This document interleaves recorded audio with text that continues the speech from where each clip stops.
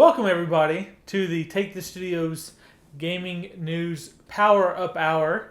My name is Spencer. And it is Joshua. Yep. We have the same last names. We're not going to... We're not doing that again. You can find me at Psycho16 on anything social media. And on Twitter, I'm JShoemakerDev, and anywhere else, just use my name. Joshua Shoemaker. It's different variations. Different. Okay, whatever. Like Instagram's got an underscore, and like Facebook, if you were to go to the URL, it's like Let's continue. Never mind. I forgot. Icebreaker time. Okay. As we do every week. What have we been playing lately is our icebreaker, and mine is Hyrule Warriors Legends on 3DS. Trying to play through that a little bit. Also playing some Grand Theft Auto 5. Grand Theft Auto 5, get online, realize I'm poor, and no one likes to play with me, and then I go back to single player and just kill cops. Mm-hmm. Just kill cops. What about you? Well, I haven't been playing anything. I've been reading some nice tech books and stuff this week, but I did want to use my icebreaker to talk about a game coming out soon, which hopefully everyone is excited about, Watch Dogs 2. Ooh, yeah, that's what I want to play. Yes. Not the first one. I was being sarcastic because the first one was so okay. The first one was really, really okay. Get out of here. Did you really love the first one? Did you love the first one? I did. Oh, okay. And most people were angry because when it came to consoles and even on PC, the graphics weren't what they showed at E3. You could hack it on PC. See what I did there? On PC to get the actual graphics because they were already built into the game. You just had to unlock them. Yeah. Changing a few lines of code. Yeah. But Watch Dogs 2, from what I've seen, is an amazing expansion on Watch Dogs 1. Some great new features, good Not just an online expansion, though, play. because it's a different city, different setting. Yeah. It's a great evolution. Perfect evolution, I think. Like Assassin's Creed to Assassin's Creed 2. Yes, and I really think they learned a lot from Rockstar and how fantastic they are at making open-world games, because that's pretty much what Rockstar does. Grand Theft Auto is the pinnacle. And Grand Theft Auto 5 may be the pinnacle for all video games, period, especially sales-wise. Yes. They have really focused on making their city living, and like they said, and it's really evident when playing Watch Dogs 1, the city revolves around you. They wanted to make sure that the city lived on its own without you, and when you affect it, it's going to show, but if you just stand still, you're going to see things happening that have nothing to do with you. And that's some of the coolest parts of Grand Theft Auto 5, is that you have a living, breathing city, and you are a spec. You can be a very chaotic spec, but you're a spec nonetheless. Yeah. Watch Dogs 2, from what I saw, the characters that they really wrapped this game around is very unique, as opposed to Watch Dogs 1, the character wasn't very unique. He was this kind of bland, middle-aged, guy with some angst going on that was... Nothing like that white angst. Yeah, nothing like it. These school shooters and stuff. Racism. But the new focal character, and I'll say why I call him a focal character in a second, he's really young. Nice urban culture to him. Not just this reclusive kind of person. But hackers all live in basements, right? They don't have friends. Oh, yeah, that's true. Oh, okay. That's what I'm saying when I say it's true. It's not. But the reason I said that he's a focal in this is because this time you're actually part of a community. Whereas in Watch Dogs 1, your character had a few people who kind of helped you out, but it was mainly just you on your own. Which is not how hackers work. Nope. Obviously, everyone that's watching this has at least heard of Anonymous, the global scale hacktivist group that does random crap all the time and tries to do some stuff that's important, but not really. But some cool things that they brought into this game is that culture of community. And not just the hacker kind of culture, but the maker culture.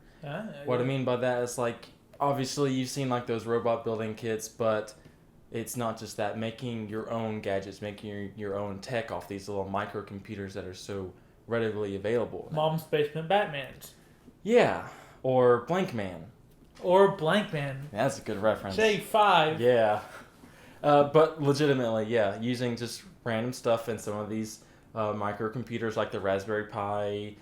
The Raspberry Pi Zero is really small. It's only $5. You can build some crazy stuff. But his equipment is very real world stuff. Yeah. I remember seeing the melee weapon. I saw it a couple of different times, and it's this really cool thing. It's like what is it?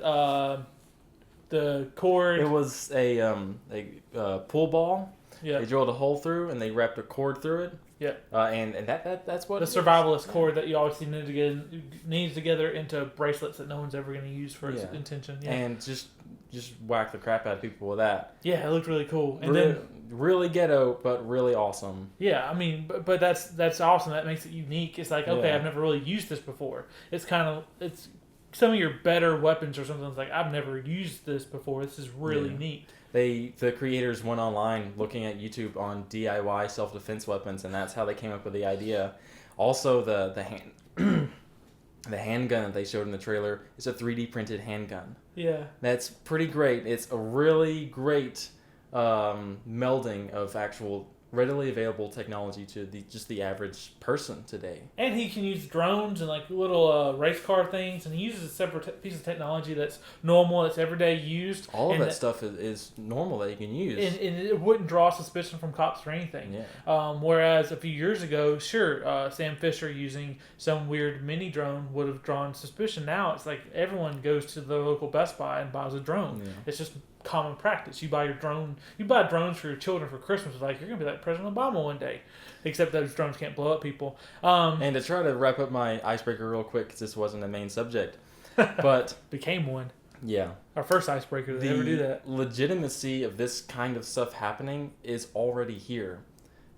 Of course, the building of all the different gadgets with your microcomputers and your 3D printing, but also the hacking into smart cities, because that's what it is. In Chicago, it's a smart city. Now in San Francisco, it's a smart city like operating system essentially going on where everything's connected. If you ever have, I'm sure you've seen it in the real world, but you haven't known what it was. If you've ever heard of IoT, Internet of Things, that is when there's a computer and almost anything, and it talks to a web server, and it collects data, and it does things all on its own. Yeah. And with everything being smart, it's very realistic being able to hack into all these things. Yeah. There are already cities that incorporate things like what Watch Dogs does, which can be scary as technology evolves. But it takes us out of the software realm and puts it more in the normal realm with some advancements that aren't quite here for the normal techie to get. So that's pretty cool. I also like the multiplayer functionality, like co-oping. Yeah. Hey, you just walk around the city, and since you're a part of a community of hackers, you find another person of your community, and you team up with them. And you start co-oping the game together, and that's pretty cool. If everything works out the way Ubisoft is showing and hopes that it will work out, this will probably be the best game they released since Assassin's Creed 2. Yeah. Which was the best game that they've released in the past. Like, ever since Assassin's Creed 2, it's never been Ubisoft. Oh, this is the best. It's the best game since Assassin's Creed 2. Okay, well, nothing's beaten that game yet. This could be it. This could be it. Now they just had to take Rockstar's basically what they learned from Rockstar games, especially the driving, which it seems that they've really learned how to make driving physics work. Looks like the driving's great. Looks like it's a lot better. Our review roundup this week contains one game that we have covered previously, so I'm going to go over it very quickly. Kirby Robobot, Planet Robobot. Basically, that game, the embargo for the reviews was let go of weeks ago. But the game released this past Friday, and the game has gotten very good reviews. Kotaku, which, by the way, just got bought up by IGN, so we'll see that dissolve soon. So this may be one of the last reviews they do as actual Kotaku. They said this may be the best Kirby game they've ever played, and it may be the best 3DS game they've ever played. High praise. I don't think it's true. One of their big things is they said it's very hard to die. It's not a challenging game. It's just figuring out how to use everything in the game is what makes it so addicting and so fun, because there's so much to do. So much that you can customize. So that's cool. If you've got 3DS, you ain't got anything else to play until Monster Hunter comes out, so Kirby Planet Robobot would be great. Or some indies. Good God, everyone knows there's tons of great indies on Nintendo platforms. If you've got a console, they're going to be there. Moving on from Kirby Planet Robobot to Mirror's Edge Catalyst. This game was met with mostly 7 out of 10s. It was hyped up a lot. It didn't meet a lot of expectations. It's still a solid game. From what everyone has been saying, it's just not groundbreaking. It's probably why it was pushed to a summer release, because it would have gotten buried as a winter release. It would have gotten buried as a spring release. It had to release at this time to not have a lot of the competition it would have had before. Unfortunately, it looks like Doom is still holding strong, may hurt it a little bit, and Fallout releasing new DLC may hurt it. A lot of sales going on. Battlefront hitting $30 in most markets. It's got the sales. Usually when you're in the summer, you're not fighting new releases. You're releasing very, very spread out, but you're fighting sales. This game with very average reviews and a fan base that, I mean, they were so small but rabid. They don't want average. They want exceptional. They want above average by far. So we'll see how that game winds up selling in the next few months. I feel bad because Mirror's Edge was really fun for the first 2/3 of the first game. It's when it got into actual combat that it lost me. With the reviewers of Mirror's Edge Catalyst, they were lost with the open world concept Mirror's Edge tried to build. And Mirror's Edge, for a speedrunner, jumping over stuff parkour game, it needs to be very structured. You can't give a lot of options. Leave that up to people like Hover, who bring a lot of different things to the table. So if you get lost with the open world parkour stuff, you've got a lot of things to really take your mind off of it. Look that game up. Indie game on Steam. This is the show of the indies, by the way. Everyone should know of Hover by now anyway. We've had their poster up for a long time. We've been very big fans of theirs. It's basically if you love kind of cel-shaded stylized graphics with a very underground music kind of environment. Very colorful. Aliens and such. You know, the whole deal. Edge of Nowhere, a VR game that really pushes the boundaries. It really gives some legitimacy to VR games, the first real legitimacy as far as VR games go. It's not just a Wii demo, but with virtual reality and a $500 headset. Yeah. This game actually pushes the boundaries of what people thought VR was about. Especially for me, I always thought VR had to be you're in the body of the character you're playing. That's not the case. This game is third-person horror, and they use the virtual reality headset that you're looking around to give you scares, to give the environment something that makes it really creepy. It's a very Lovecraftian type horror game. From what I can tell of the gameplay, it's something that everyone that plays it says you have to try it in person, which everyone says that about VR, but at least this game... That's the only way you can even experience the game really anyway. It's an experience more so than just playing it. But this is crafted by a very good, very good developer, Insomniac Games. They're the people that made Ratchet and Clank series. So they are solid in the gaming industry. They're working on 2 games. I believe this is the first one. The next one is going to be more of a crafted just for VR, like it's in the world. You're in the body of the character. This game, they went with third person to see how that worked, especially with a survival horror type game. It worked really well. You can watch the videos on YouTube, and it works in a way that doesn't. You can view it as a YouTube video, and you understand it. I don't feel like you have to, like, you understand the concept of the game. Yeah. Now, what makes it unique, you may have to see in the VR headset, but you can tell from the game, okay, this is really good. The only things that really are going to hold any VR game back on the PlayStation VR or any VR system that maybe hooks up to the Xbox One, or if the new Nintendo NX does it sometime with VR, the only thing that's going to really hold that back is the capabilities, the power. Yeah. Like, even the PS4.5 won't be near as powerful as a PC that was mid-grade from 4 years ago. Yeah. That's just the way it works. Consoles are always vastly inferior in power to a PC. People need to also understand with VR, 2 different cameras are rendering 2 different images. So you're having to use twice the amount of graphical processing power. Right. So your graphics can't be that great. And even in that game, they're not fantastic in it. They say that because the limitations that there are. You'd have to have a very powerful PC to do that. So. And they didn't want to... This is their first game out. They're working on 2 projects. This one definitely was released first. It was their smaller of the 2 projects. So it didn't get that carrying love. So there's 2 things that fall with it. Sure, it is a PC game. It could be going to Xbox One because this is an Oculus exclusive. And if that deal is true between Oculus and Xbox One to bring VR to the Xbox One, or at least the next version of the Xbox One, then they made the right choice by making this smaller grade game. But I believe that they didn't want to make it to where it wasn't accessible. You already paying a lot for an Oculus, but they maybe left it open for the Xbox One deal. Maybe that's what happened. Who knows how long that deal's been going on, if it's even going on. But with Edge of Nowhere, survival horror is where you're going to get the best use out of VR. Like interactive Wii type games, sure. But are you paying $600 for a headset to play Wii games? No. I mean, people were mad at paying $200 for a Wii to play Wii games and tons of real games. So they're not paying $600 for that kind of experience. I'm glad survival horror survival horror has been on the rise. I mean, you've got Five Nights at Freddy's becoming the second biggest game to release on an iPad after Angry Birds. You've got stuff like Outlast that had a huge reveal, huge game launch, and took over a couple of game shows where games were being shown off, and Outlast was right there. Edge of Nowhere right here. Looks like survival horror is video games, which is an interactive storytelling. It's their best medium. Yeah. I mean, PS4's best exclusive still is Until Dawn. That's just an interactive movie. But luckily, Out of Nowhere gets about 7 to 8 out of 10s all around. They've done really, really well for themselves. It's nice to see that coming out of Oculus. It's on the Oculus store. You can go to Oculus's website and find it on there. And then we'll see where it goes from there.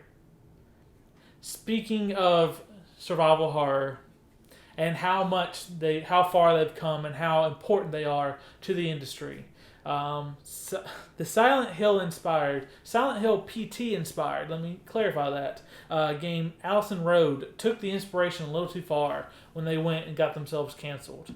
Because we all know Silent Hills was canceled. Well, now Allison Road is hit too. The gameplay, you can look it up on YouTube. It's a small gameplay video, but it's is it creepy? The video you can kind of put it on double speed just to get through it, get towards the end. Because they spent a lot of time to make it look like they've done a lot, when really, in actuality, when they had their Kickstarter, they hadn't done a lot. They built a house, very, very well crafted house. Almost like they spent too much time building up this house when it's all about the environment. Could have been a little bit dumbed down, but they really wanted to make something that was AAA quality in graphics, in models, and textures and everything. That may have been their downfall. Now, we know how hard it is to do an indie game, to make an indie game, how many people you have to have committed to it, and how much of the struggle can hit, especially if you don't have very, very awesome backing. Not everyone has Shovel Knight backing or Yooka-Laylle backing. Not everyone gets that Friday the 13th kind of backing. Yeah. Just going to keep naming indie games. They're going to be awesome because they got really great backing.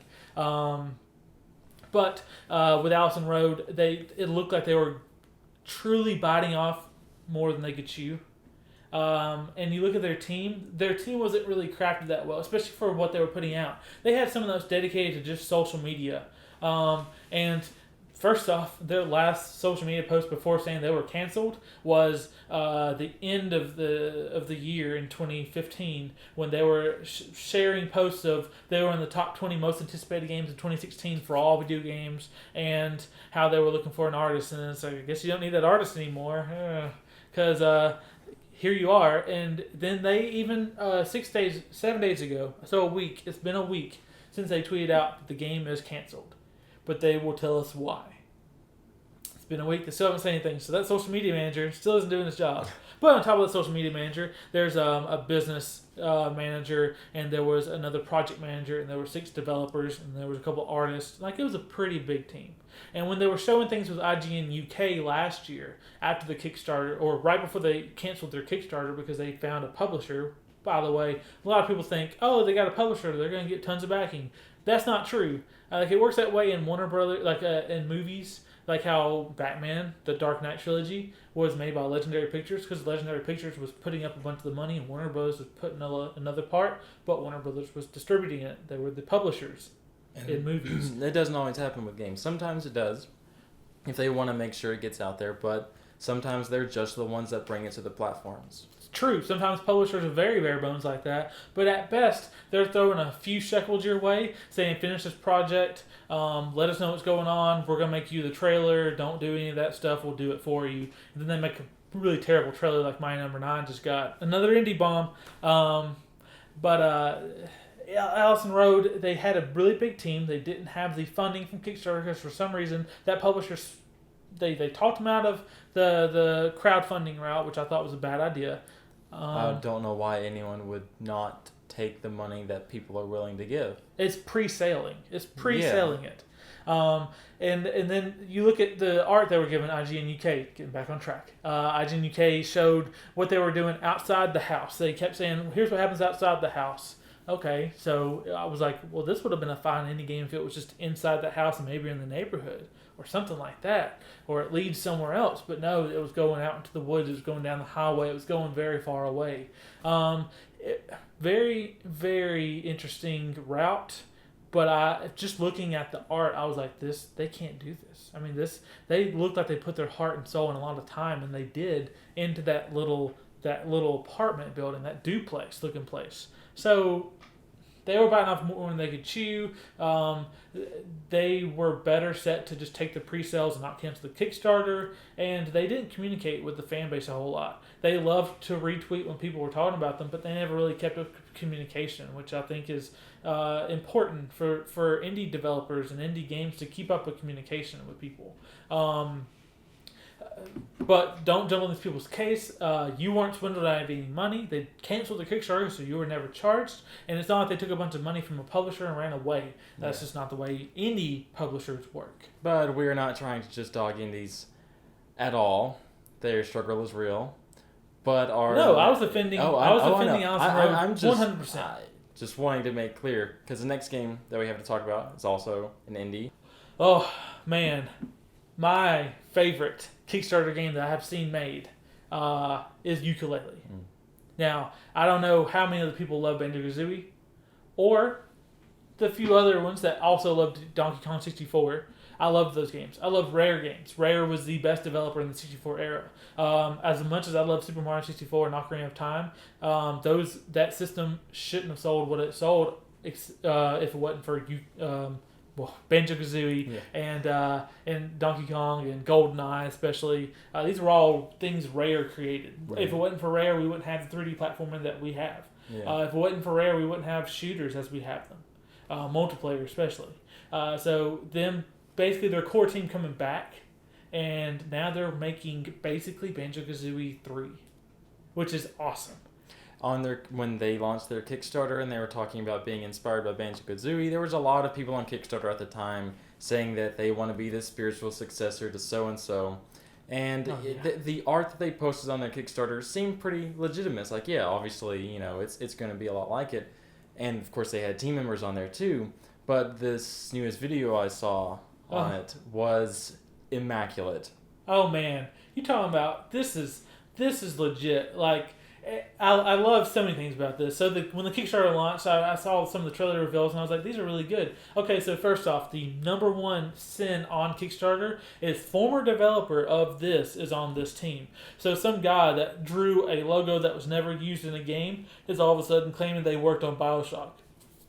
Happens all the time. That these devs from these games come over here. But if you look back at their Kickstarter page, you look at the people that are on this team for Yooka-Laylle, it is top tier people from all the top Rare games, going all the way back to Donkey Kong Country. Like, these are the best of the best. This is an Olympic team of game developing, if that was an Olympic sport. And they would win the gold. That's how awesome these people are. In a small group of very awesome people. You thought Shovel Knight was awesome because they had some really great veterans back there. Look at these people. All right, this is taking it up a notch and putting in a different type of game, a 3D game in their home environment, what they're used to doing. They're bringing it back. Mm-hmm. And it's great because we're going to get this influx of 3D platformers. We're going to get Hat in Time that has a couple of the developers from Rare. We're going to have Yooka-Laylle, and then most likely NX launch Mario Galaxy or Mario Universe, something like that. But next year we're going to have plenty of 3D platformers to play. So much so we'll probably hate them all over again. But Yooka-Laylle, the coolest thing about it was I remember seeing the art for him, but seeing him in the trailer. There's a character called Trouser Snakes. Yep, Trouser Snake. He's a snake that wears pants, but he wears them the opposite way. He loops down one pants leg and back up the other and ties the belt around. And it's a joke. It's an adult joke. Which is something that's always been in Banjo-Kazooie games. Always been in Banjo-Kazooie games. If you don't know about them, just go on Bing or Google right now and look it up, and you'll find plenty. Banjo-Kazooie adult jokes. But also, what was really cool about it was they had a lot of hidden references in there, a lot of hidden stuff. They basically called Microsoft an evil corporation, which is pretty neat. Everyone knows the people that left Rare that were really high up in Rare, that weren't noobs, that were just happy to be there. People that really ran Rare and were really sad that Nintendo sold them to Microsoft.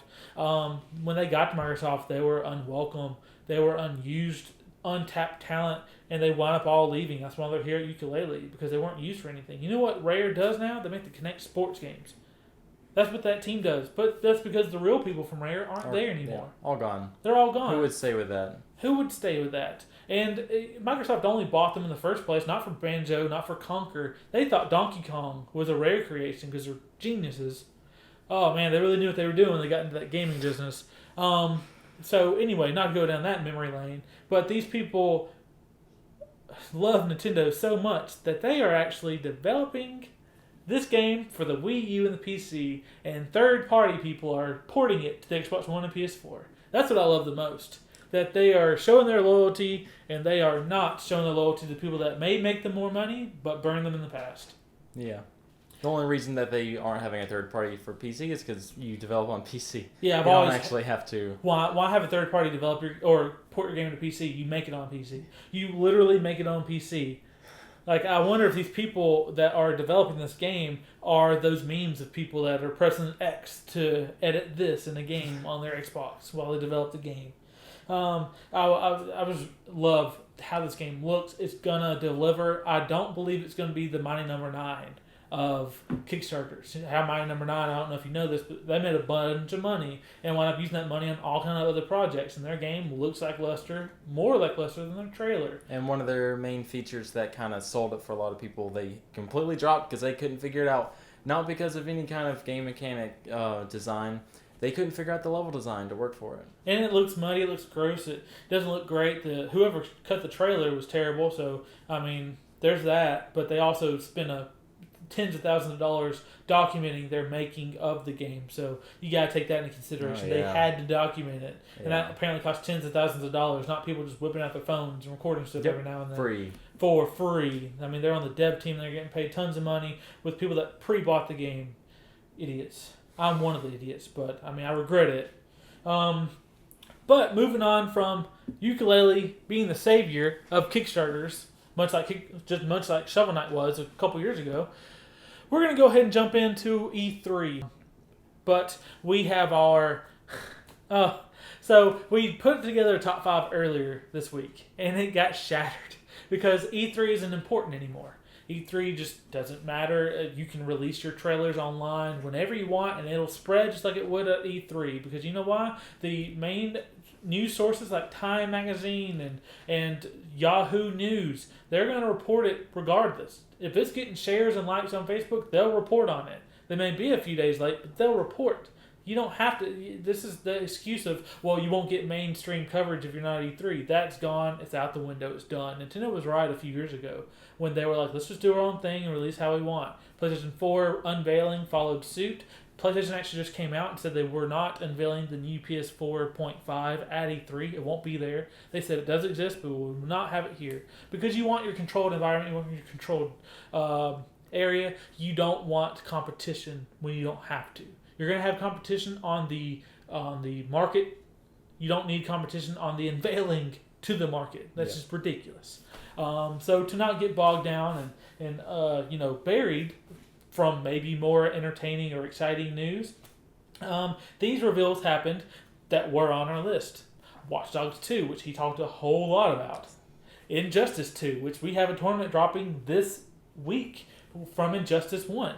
From our loser bracket from our championship. Again, all for charity, so go check it out if you're still listening to us. On our YouTube playlist, there'll be a playlist for it. It's actually for a new charity, Wayne Foundation.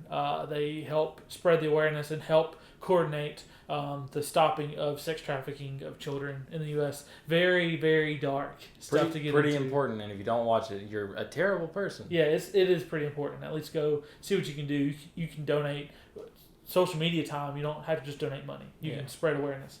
And then there's a Bethesda rumor for Skyrim Remastered that leaked that I wasn't on my list. I don't think it was on your list. No. I just want to try to throw out there right now. I don't believe... The reason it wouldn't be on our list is because it wouldn't make any sense. Bethesda doesn't just re-release stuff. Like, that's... Like, okay, they re-release stuff with extra DLC, but not just a remaster. There's going to be if this happens, there has to be a DLC pack happen into it, or... They already know that the modding community makes everything in their game better. I don't know why they would think that they can just make a better graphical game, remastering of Skyrim, instead of just all of the graphical mods that are already on there. Just play on PC, you'll be fine. Yeah. Just don't mod buy that it. thing. Just buy a gaming PC. It's Master Race. Just do it. I'm going to let you do your top 5 E3 predictions first. Man, I don't have any. Yeah, you do. They're all gone. No, they're not. They're all gone. Not all of them. Yeah. What? Pretty much. Just say what you've got left. Mario. What? Mario. What does that mean? New Mario. So you just think there's going to be a new Mario show? Yeah. You think they'll show Mario NX? Mario Universe? No, because they're not going to be showing anything about the NX. You think a mobile Mario? I think a new Wii U Mario. A new Wii U Mario? Yeah. 3D platformer or side-scroller? Side-scroller. A side-scroller? But they have Mario Maker. They have infinite Marios. I was thinking a new Mario Maker. A new Mario Maker already on the Wii U? No, adding features to it. Not like this year, but So next DLC year. packs onto the Mario Maker we have? That would make more sense. Okay. Yeah. Alright, well, your one and only prediction may come true. Well, I was really do you wanting to have talk others? about Watch Dogs, and then they unveiled it. Then they unveiled it on Twitch. Okay. I do still think they're going to show a lot more on Watch Dogs. Yeah. I mean, that's their big game. If they don't have a Tom Clancy Splinter Cell or an Assassin's Creed, their big trio is Splinter Cell, Assassin's Creed, and I guess Watch Dogs now. Yeah. So if they don't have the other two, Watch Dogs is going to have to carry them the whole time. My top 5 E3 predictions go as follows. Ubisoft's conference will be uninteresting and awkward thanks to a bad host, most likely Aisha Tyler. Huh. Number 4. Bethesda will sadden me by simply offering a remaster and no big content for Fallout 4. Oh, I did write that. That is my bad. That's what's going to happen. Number 3. Rockstar shows Red Dead even if it won't be out within a year. Because it won't. It'll be out next Christmas. But they'll show it. Maybe. They'll have a conference and then a tumbleweed will go across the whole stage and they'll be like, it's done. You know what's happening. Number 2, Nintendo reveals just enough information on the next to hold up until the Tokyo Game Show. Because I still hold strong that they are telling the truth. They don't have anything for NX to show at this show. And they're going to show it at the Tokyo Game Show. Because they haven't already announced their own solo Nintendo show. Which means it's probably not going to happen. So they're going to show it at Tokyo Game Show.